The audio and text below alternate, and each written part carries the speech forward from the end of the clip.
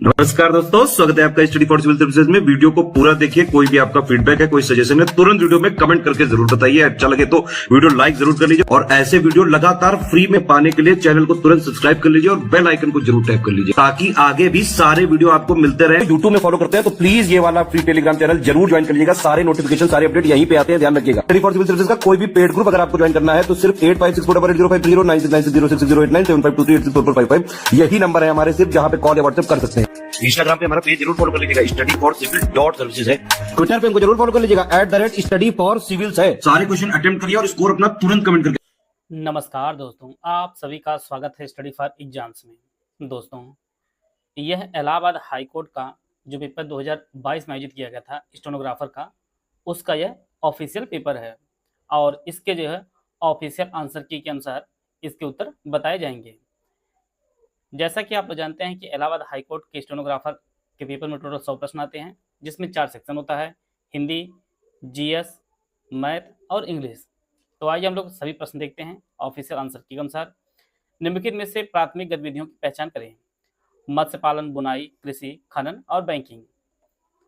तो प्राथमिक गतिविधियों में आपका मत्स्य पालन आता है, कृषि आता है और बैंकिंग आता है। तीसरा जो ऑप्शन है वो आपका सही है। यहाँ पर आपको सुमेलित करना था मोमबत्ती, बल्ब, सितार, लाउडस्पीकर।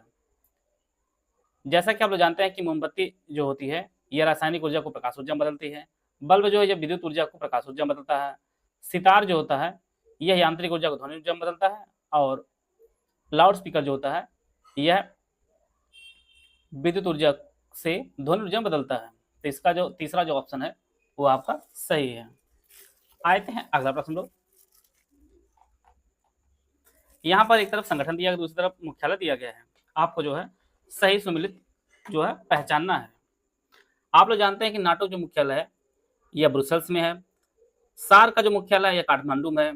इंटरपोल का जो मुख्यालय है यह लियोन्स में है और ओपेक का वियना में है। तो इसका जो तीसरा ऑप्शन है वो आपका सही होगा। AEPS का फुल फॉर्म आपको पहचाना था।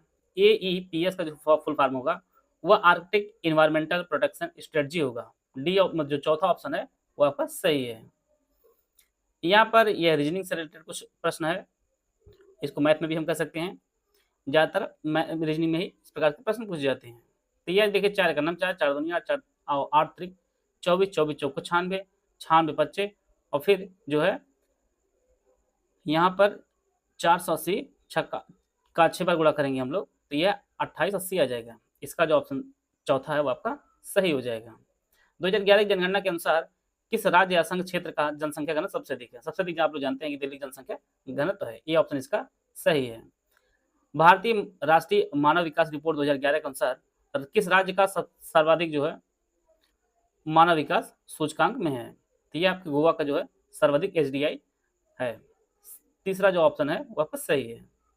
निम्नलिखित में से कौन सा कार्य आपराधिक विधि का उल्लंघन करते हैं? चोरी, किराया संबंधी मामले, तलाक के मामले, हत्या या उत्पीड़न। तो जो आपराधिक विधि का जो उल्लंघन करते हैं उनमें आपका चोरी आता है, हत्या आता है और उत्पीड़न आता है। इसका जो ऑप्शन तीसरा है वो आपका सही है। यहाँ पे निम्नलिखित अंक श्रृंखला में कितने 5 ऐसे हैं जिनके तुरंत बाद 3 अथवा 4 आता है, किंतु उनके ठीक पीछे 8 अथवा 9 नहीं आता है? आप इसको सॉल्व कर लीजिएगा। और इसका आयोग ने उत्तर जो है सभी को जो है इसमें नंबर दिया था। इसमें जो है आयोग ने सबको फुल मार्क्स दिया था, कोई भी ऑप्शन इसमें सही नहीं था। डिक्शनरी को इसमें लिखा जाता है, ऑर्डिनरी को किस प्रकार लिखा जाएगा? इसका आंसर जो है तीसरा सही हो जाएगा। 5, 8, 1, 2, 6, 7, 8, 9 हो जाएगा। इसी प्रकार से देखिए यहाँ पर आपको पहचानना कौन सी संख्या आएगी। या 15 का वर्ग है या 16 का है, फिर इसके बाद यहाँ 12 का है, फिर 11 का, फिर 10 का है। तो अगला आपका आ जाएगा 13 का। 13 का वर्ग जो होता है 169 हो जाएगा। डी ऑप्शन चौथा जो ऑप्शन है वो आपका सही है। पूरा का फुल फॉर्म आपको पहचानना था। पूरा जो फुल फॉर्म होता है वो providing urban amenities in rural areas होता है। इसका जो पहला ऑप्शन है वो आपका सही होगा। प्रधानमंत्री जनधन योजना जो शुरू की थी, आप लोग जानते हैं कि प्रधानमंत्री जब मोदी पहली बार PM बने थे तब शुरू की गई थी 2014 में। तीसरा जो ऑप्शन है वो आपका सही है। प्रधानमंत्री गरीब कल्याण अन्न योजना जो शुरू की गई थी ये आपके 2020 में शुरू की गई थी। चौथा जो ऑप्शन वो आपका सही है। उत्तरी भारत में शीतकाल में बरसात होने का जो मुख्य कारण है ये आगे की ओर बढ़ता मानसून होता है। पहला ऑप्शन है आपका सही है। मानसून पूर्व की जिन बौछारों से आम जल्दी पक जाते हैं उन्हें आम्र बौछार कहा जाता है। या विशेष रूप से पश्चिम बंगाल और असम में जो है ये वर्षा होती है। तीसरा जो ऑप्शन है वो आपका सही है।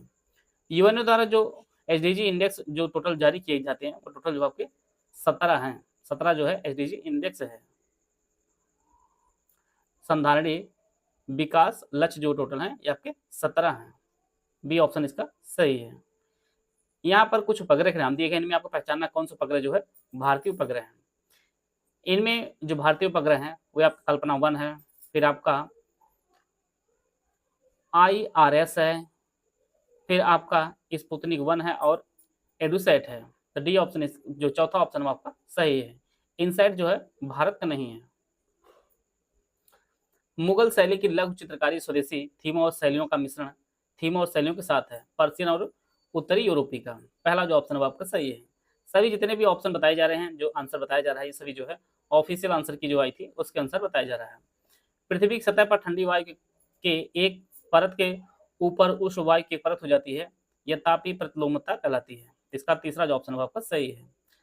उनके प्राकृतिक निवास स्थान से बाहर प्रजातियों का परीक्षण बहिस्थानिक कहलाता है, एक्स सीटू कन्वर्जेशन कहा जाता है। पहला ऑप्शन आपका सही है। यहाँ पर आपको सम्मिलित करना है, एक तरफ जलमंडल, भूप्रपट्टी मंडल, रेडियंट ऊर्जा, तापीय ऊर्जा। जलमंडल जो है भूजल और सतह जल होता है। भूप्रपट्टी मंडल जो है यह मिट्टी और चट्टान संबंधित होता है। रेडियंट ऊर्जा जो होती है यह रेडियो तरंग और एक्सरे होती है। तापीय ऊर्जा जो आपकी उष्मा होती है। पहला जो ऑप्शन है वो आपका सही है। 1857 विद्रोह के मुख्य नेता की आपको पहचान करनी है। ज्योतिबा फुले, रानी लक्ष्मीबाई, बिरसा मुंडा, तात्या टोपे, नाना साहब। 1857 विद्रोह के जो मुख्य नेता थे उनमें रानी लक्ष्मीबाई जी थी, तात्या टोपे थे और नाना साहब थे। बिरसा मुंडा और ज्योतिबा फुले जो है यह 1857 के क्रांति के नेता नहीं थे। इसका चौथा ऑप्शन आपका सही है। भारत में पाए जाने वाला इनमें से प्राचीनतम मंदिर कौन सा है? लिंगराज मंदिर, जगन्नाथ मंदिर, राजराजेश्वर मंदिर या दशावतार मंदिर। जैसा कि आप जानते हैं दशावतार मंदिर जो है यह गुप्तकालीन मंदिर है और यह सभी मंदिरों में जो है सबसे प्राचीनतम है। तो इसका जो ऑप्शन डी है वो आपका सही है। संयुक्त राष्ट्र की आधिकारिक भाषा कौन सी है? तो संयुक्त राष्ट्र की जो आधिकारिक भाषा अंग्रेजी है, फ्रेंच और स्पेनिश है। चौथा जो ऑप्शन है वो आपका सही है। ये सभी जो है इस स्तर के जो प्रश्न जो है पिछली बार इलाहाबाद हाईकोर्ट स्टेनोग्राफर में आया था। आइए हम लोग हिंदी का सेक्शन भी देख लेते हैं। इसमें आपको सम्मिलित करना था। काफ़ी अच्छे लेवल की हिंदी बनाई गई थी और बहुत कुछ सीखने को मिला होगा स्टूडेंट को। आप यह कुछ जो आप लोग जानते हैं कि यह निजवाचक सर्वनाम है, यह आपका निश्चयवाचक सर्वनाम है, कुछ जो है यह निश्चयवाचक सर्वनाम है, जो है यह संबंधवाचक सर्वनाम है। तीसरा जो ऑप्शन है यह आपका सही है। जातिवाचक संज्ञा कौन नहीं है? मनुष्य भी जातिवाचक संज्ञा, नदी भी है, गाय भी। गंगा नहीं, गंगा जो आपका व्यक्तिवाचक संज्ञा है। इसमें आपको पहचानना शुद्ध वर्तनी किसकी है? तो राष्ट्रीय जो पहला लिखा गया है इसकी जो वर्तनी आपकी शुद्ध है। प्राणों का अंत करने वाला प्राणांतक कहा जाता है, जो ऑप्शन दूसरे में दिया गया है। विलोमार्थी में कौन से युग्म जो असंगत है? जटिल का सरल होता है, दृष्टि का विनीत होता है, अनुराग का विराग होता है, देह का देह होता है, प्रदेह नहीं होता। दूसरा जो ऑप्शन है ये आपका सही सुमिलित नहीं है। यहाँ पे एक पैसेज है, पैसेज आप लोग वीडियो को पढ़ लीजिए।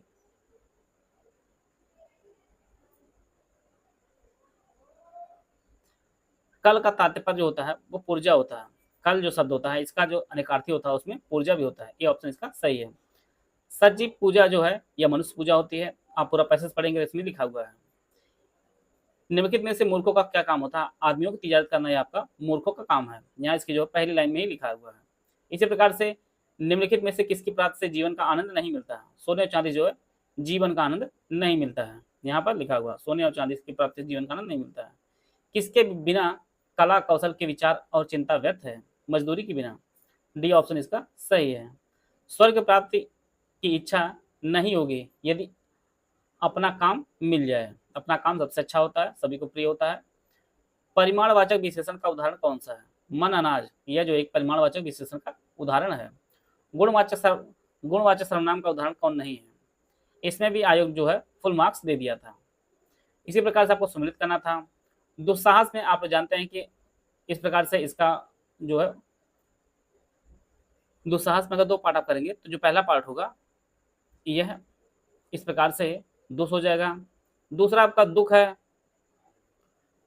दुख में जो उपसर्ग है आपका दु है।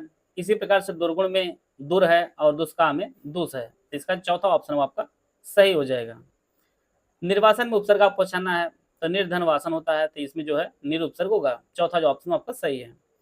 निराशा शब्द में निम्नलिखित कौन संधि है? ने धन आशा, ये आपके विसर्ग संधि है। तीसरा जो ऑप्शन आपका सही है। अगला, रंग जमाना, रूह कांपना, मैदान मारना, मुंह फुलाना, आपको जो है सुमिलित करना था। रंग जमाने का अर्थ होता है आपका धाक जमाना होता है। रूह कांपना अर्थात बहुत डर जाना। मैदान मारना विजय प्राप्त करना। मुंह फुलाना मतलब अप्रसन्न होना। तो तीसरा जो ऑप्शन आपका सही सुमिलित है। संज्ञा पदबंध, सर्वनाम पदबंध, विशेषण पदबंध और क्रिया पदबंध, इसके लिए ऑप्शन दिया गया, आप लोग ऑप्शन पढ़ लीजिए। इसका उत्तर आप लोग कमेंट बॉक्स में बताइएगा। 48 वाले को आंसर जो है आप लोग कमेंट बॉक्स में बताइएगा। प्रश्न पूरा आप आराम से पढ़ लीजिए। इसमें देखिए कौन सा ऑप्शन सही है, यह आपके लिए क्वेश्चन है। इसी प्रकार से शब्द का वर्ग किस आधार पर तय किया जाता है? इसका जो आंसर हो जाएगा वो ऑप्शन बी, आकार के आधार पर। शब्द का वर्ग किस आधार पर तय किया जाता है? आकार के आधार पर। दूसरा जो ऑप्शन आपका सही है। बैन सुनिया जबते मधुर तबते सुनत न बैन, पद में अलंकार कौन सा है? इसमें जो आपका रूपक अलंकार है। तो इस प्रकार जो है हिंदी और जो सामान्य अध्ययन का सेक्शन था उसको हम लोग देख लिए हैं।